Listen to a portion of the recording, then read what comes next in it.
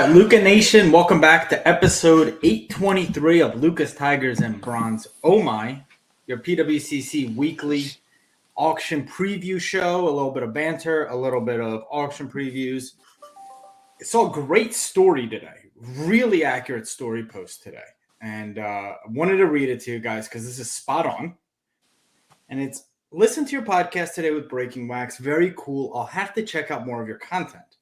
And then this person responds, I know I'm a lunatic. But folks at Breaking Wax, Jay Lee, Reckless have had me on the show. And who's next? Yeah. So there's a lot of stories I put out there. Brian Gray, Women of the Hobby panel, incredible. But this post was maybe the most accurate of the day. So all you guys out there that are business owners, podcasts, invite the man on. He delivers inbound. So I'm a lunatic. And Brian Gray, we apologize. Or Andrew probably. Well, he doesn't apologize. I apologize because it came from the Lucas Tigers story, and sometimes that's not me. But it was a lighthearted shot at you. It was you can be with the women of the hobby on a panel. I think you add a lot to it. Pun intended on the light. Oh, that's just terrible. It's always me on the Lucas Tigers Bronze. This is true. It's always him. I don't know how to disclaimer that. So that's the disclaimer. Everybody, if you're wondering where the stories on the Lucas Tigers and Bronze post come from, they are not me. Just making sure. So don't give any of the praise to Cage either, because I get so much praise. None. Do not give me any of the praise. I have very little to do with anything on Lucas Tigers and Bronze, guys. I'll tell you guys, we had Jason Silva from Reebok on yesterday, so I didn't get a chance to share this. And this is a story I think I've only told maybe once or twice. But like with this whole Draymond Green, Jordan Poole situation, we had a Draymond Green, Jordan Poole situation on our team, on our soccer team senior year. And it kind of brought flashbacks. And I haven't heard anybody talk about it this way. So I'm curious. And I wanted to share with you guys, because I share basically my whole life with you guys. So 6 months after I tore my knee, we were at our team banquet, all dressed up, looking dapper. Banquet goes incredibly well. We go out to a bar, meet a friend's the bartender, which is when a friend is your bartender, that's always a good start to a night. A recipe for problems. It's gonna be bad, is what it's gonna be. So anyway, walking home, meet up with like my girl at the time. She's coming from a costume party. We were walking from a bar to like a house party like we do in college. And we're walking with a friend. And she has like that little Baywatch thing, and tap my buddy on the shoulder, and he turns around, unprovoked, and he socks me. Similar to what you saw in that video with Draymond and Jordan Poole, out of nowhere. Go home, cheek is all swollen. The next Monday, coach calls me, says, hey, I heard what happened. It's going to be up to you, or if we keep him on the team or not. This isn't the first time this has happened. It's brought this to our attention before. And it reminded me, this whole situation. Everyone's talking about Jordan Poole and the Draymond apology. We could talk about that. But no one's talking about Jordan Poole's reaction to the whole matter. Right? We sit here and talk about cards, and we want to talk about toughness. What impressed me the most of that whole situation was that the dude at 22, 23 years old took that punch, and the next day was out of practice, working on his game, and he didn't use it as an excuse. And I haven't heard that narrative from anybody. So I wanted to share. He has to, though, right? I mean, he has no choice, right? I mean, he hasn't made any of his real money yet. So, I mean, it's one of those things where, what's he going to do? Come out and take a shot at Draymond?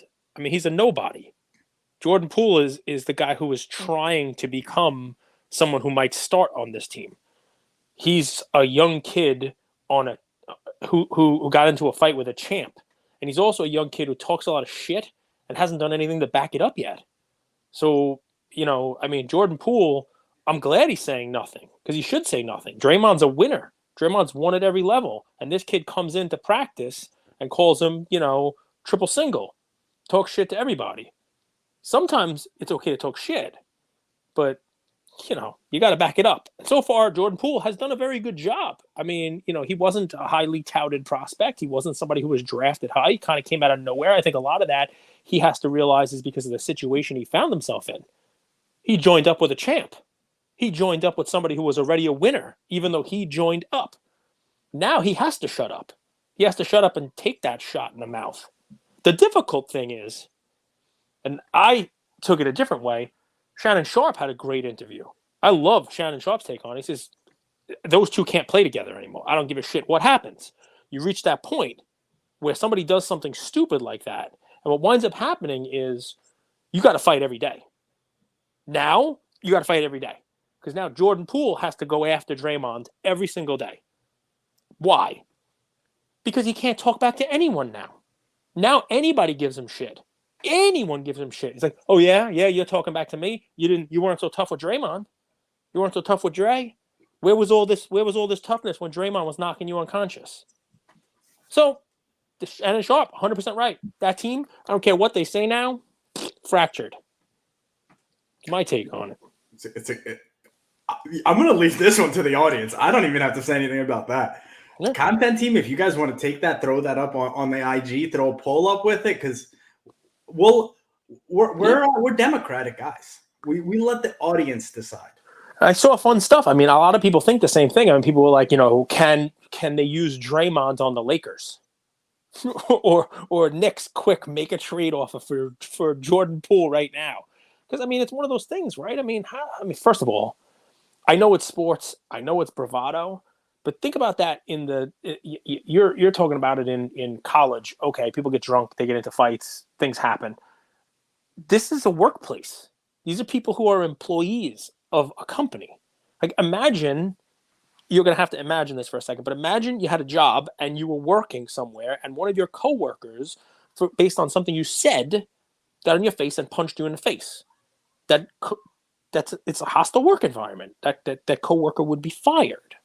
All right, that coworker would not be able to work there anymore. And if the employer kept that coworker there, you would have the argument that the employer is not taking your safety into account, and they're allowing this person who committed a crime against you, who assaulted you, to stay there. Now, it's not as black and white as all that. Poole pushed him, right? I mean, what do you expect? The problem I have with what Poole did is once Draymond's in your face like that, the push is the mistake. You do what Draymond did to you first.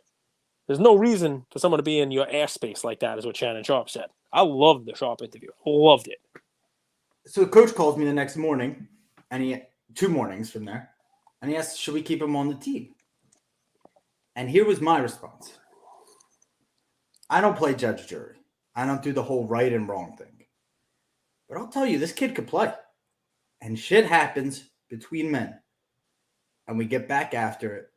And next year, we won a championship. Nice.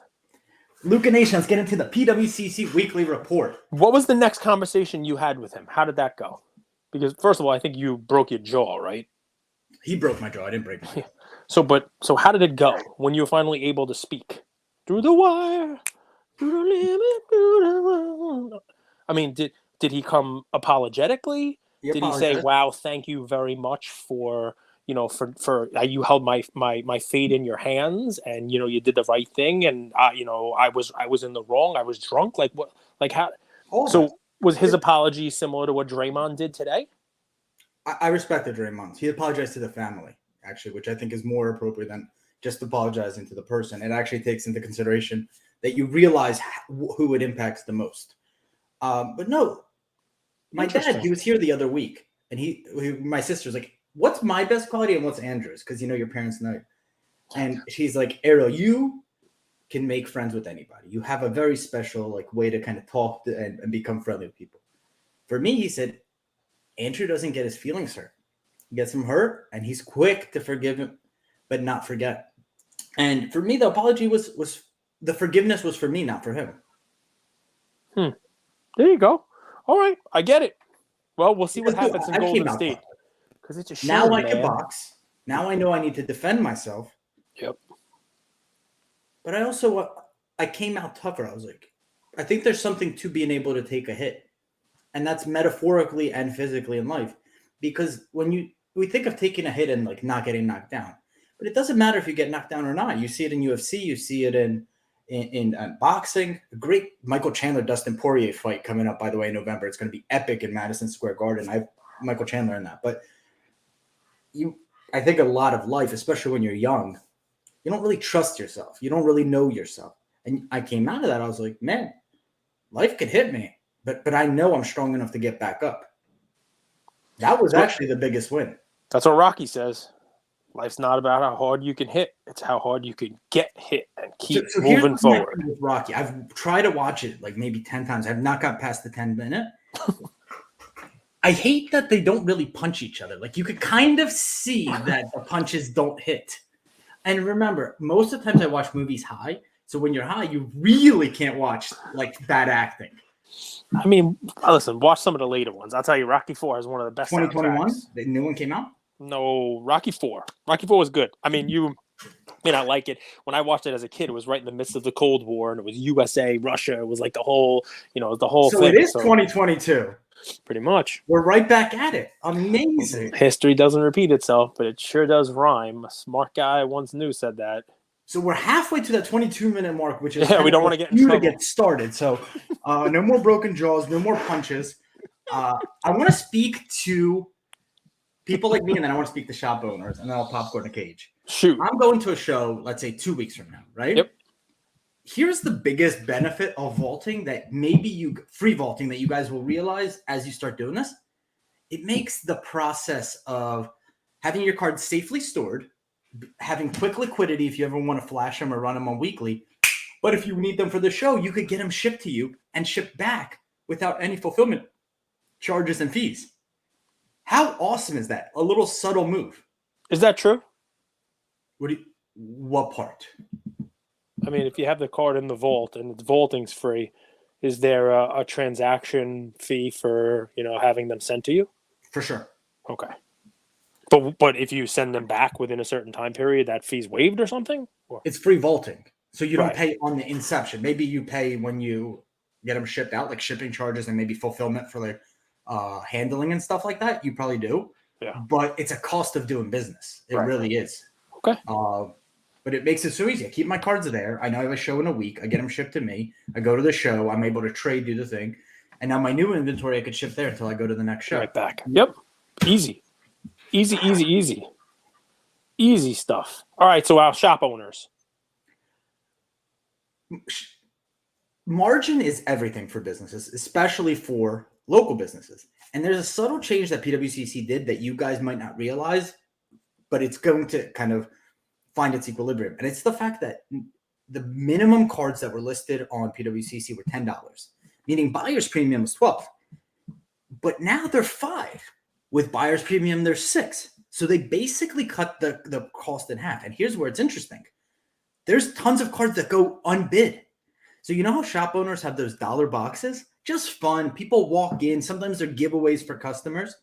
Now you're able to get that same box of stuff. Instead of paying $12, you're paying $6. You could find players like there's a Brian Greasy Flair SGC 98 card. Gorgeous card.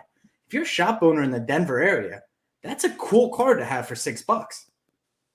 Yeah, definitely. So now there's this really interesting opportunity for business owners to be on the platform and using the weekly and just looking at cards that are not getting a single bid on them. And if you're in that area, oftentimes they're Hall of Famers from the 90s when there's a lot of cards, and you're getting a slabbed card, often in good condition, of a Hall of Fame player for $5 and $6 with buyer's premium. It's kind of the dollar box. And I'm not sure that the market has caught on yet. Yeah, I mean, listen, the $5 is a change, right? I mean, you used to be 10, right? So I mean, now, big deal. And I know there are things that sold for 10 or didn't get bids at 10. There are probably ones that'll sell at 5 and didn't get bids, and you can come in and scoop it. It's sort of like dollar boxing at a show. It's a good call. That's a very good call. Yeah, man, and I like the the locale too. We saw that. People coming in from a show in Arizona or a store in Arizona, business in Arizona, come to a New York show, and they were scooping up everybody's Kyler Murrays during the offseason. I mean, now I don't know whether or not that's the greatest idea, but Listen, I got a fun one that I'll throw you away. I have a bunch of cards on here, but there's one I wanted you to kind of talk about because I know you've started dabbling in different kind of cards, and this is your guy. And I'm wondering whether or not this kind of checks enough boxes for you. Because to me, there are a lot of great cards in this auction, the weekly one, like Justin Herbert, RPA. I mean, you see it's like $40,000. I mean, it's a crazy card. It's premier worthy, the whole deal. But a card like this, and yeah, there's plenty of mantles that speak to me. I'm wondering whether this is the kind of card as you build out your PC that Is it a football guy? 2012 National Treasures NBA Kobe Bryant game used patch auto out of 25 in a BGS 9.5. It's a cool one because it's got 3 different patch windows and an autograph on it. It's 2012 National Treasures Kobe game used patch auto out of 25 BGS 9.5. It's one of these like NBA gear is what they call it. 3 cool patches, all multicolor. Shoot. I have a few notes, and we'll get into every one and all cages. It's Luka EuroLeague cards. I want to hear your take. Yep. Patch cards. I'm so interested by the patch card market. But then the next bullet was how incredible the Kobe cards in this auction are. This is a Kobe collector's dream. That card that Cage is talking about has 3 windows of patches. It looks like it's a 7-color patch card. Like if you at first glance, it's crazy. I can pull it up here for you guys. On-card auto, really high grade, and the patches are incredible in this card. Yeah, because one of them has 4 colors, right? It's got the purple, it's got the silver around it, it's got the white, it's got the the gold. There's all kinds of stuff. I mean, it's really nice, and the other ones are all multicolor patches too. Incredible card, incredible patch. You're not going to see this very often. But does this matter? Like he has a lot of signatures, he has a lot of patches.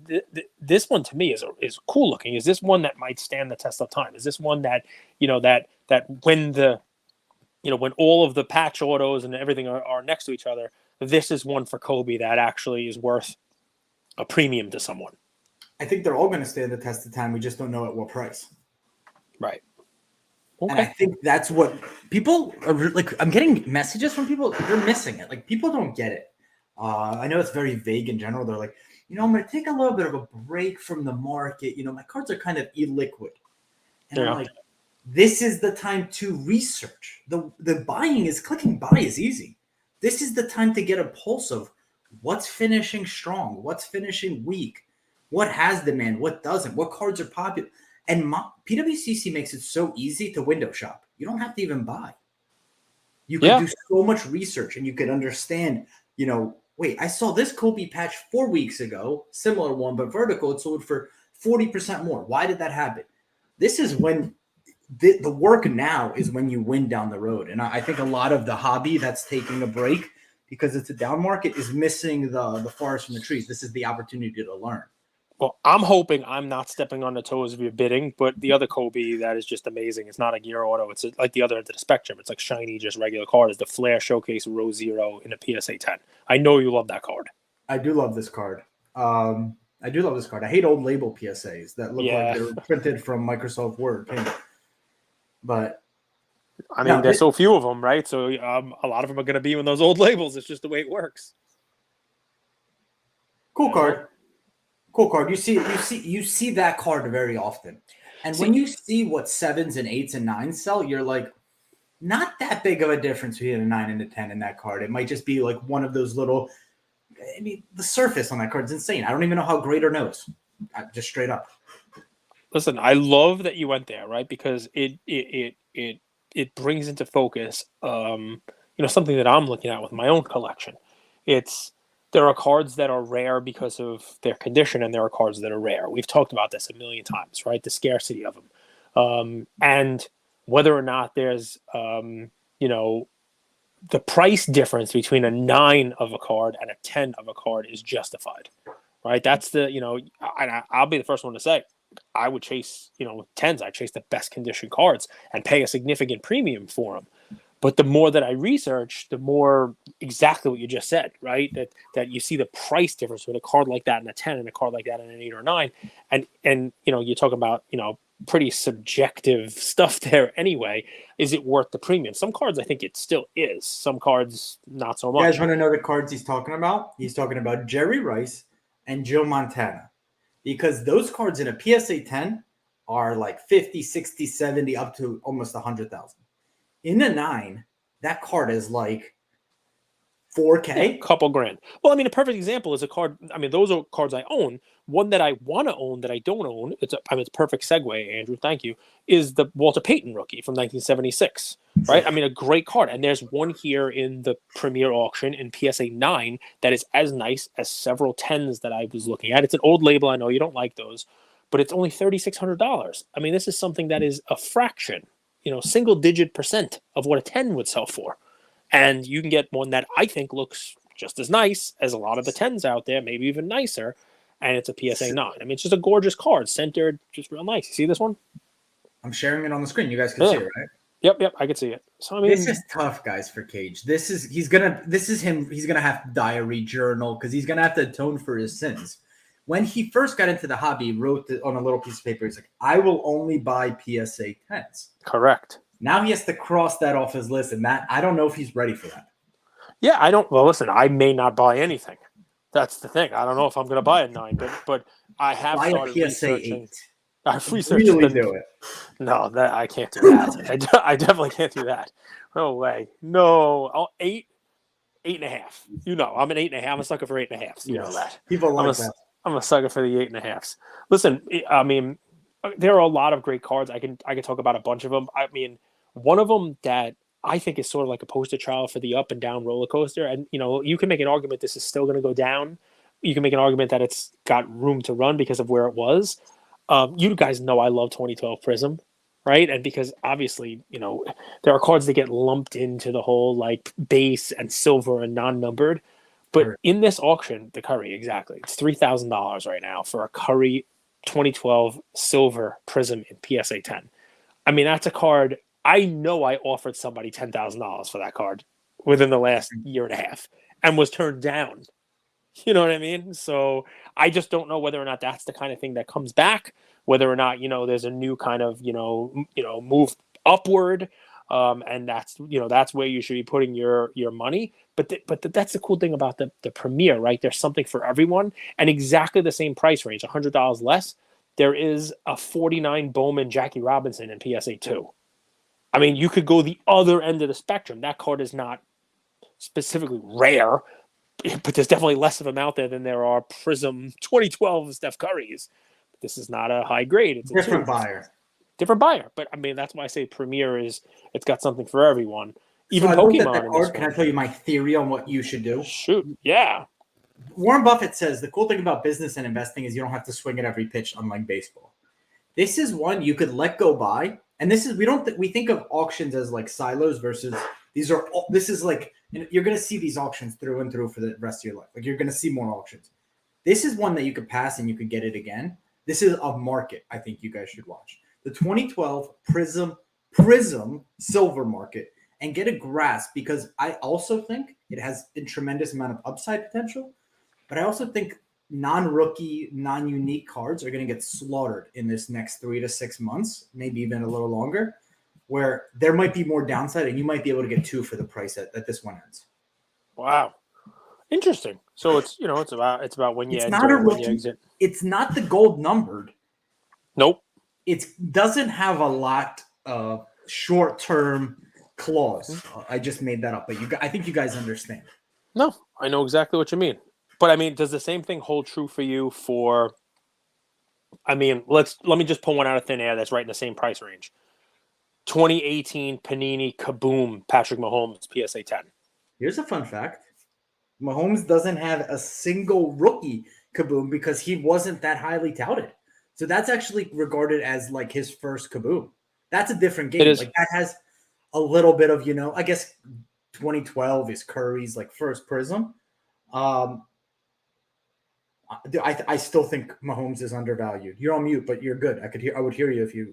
Here, I'll take you off mute. But I think Mahomes is still significantly undervalued. Your microphone isn't connected.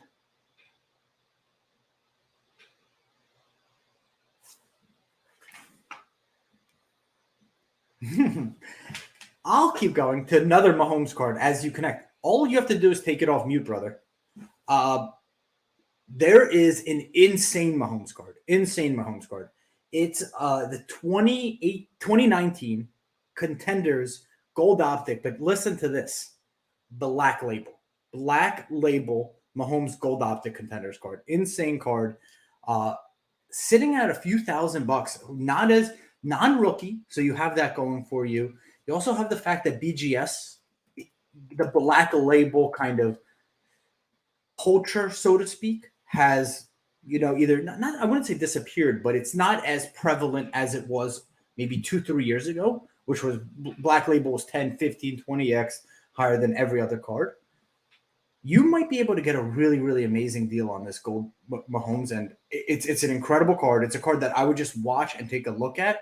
It's on the second row right now at $1,200 because there's so many Mahomes. There's 65 different Mahomes cards available for this auction, from the Contenders Optic, his like true rookie card, to the Kaboom PSA 10 that Cage talked about. There's a Contenders rookie ticket, not the shiny version as well. You have 2 Optic rookies. You have the black box Mahomes. So really, really interesting stuff with the Mahomes market. There's so many high-end Mahomes cards. There's a downtown available. There's his silver rookie. So a lot of Mahomes cards. And for you Mahomes collectors, or if you feel like you've missed the boat on Mahomes, a real opportunity to get into his cards. One more topic, and I'll wrap up here. So something that I'm finding really, really interesting is patch cards. Patch cards. But they're not all created equal. That's the interesting thing with these patch cards. What I found is solo player game worn are actually selling for less than 2 iconic players. I'll give you an example. There's a few LeBron Kobe, LeBron Jordan, Jordan Kobe patch cards available in this auction that are selling for significantly more than just a basic National Treasures LeBron, than LeBron Game Worn National Treasures. I have one here to my left, or a patch card of just Kobe. And it's fascinating because we always learned 2 players on a card usually takes value away.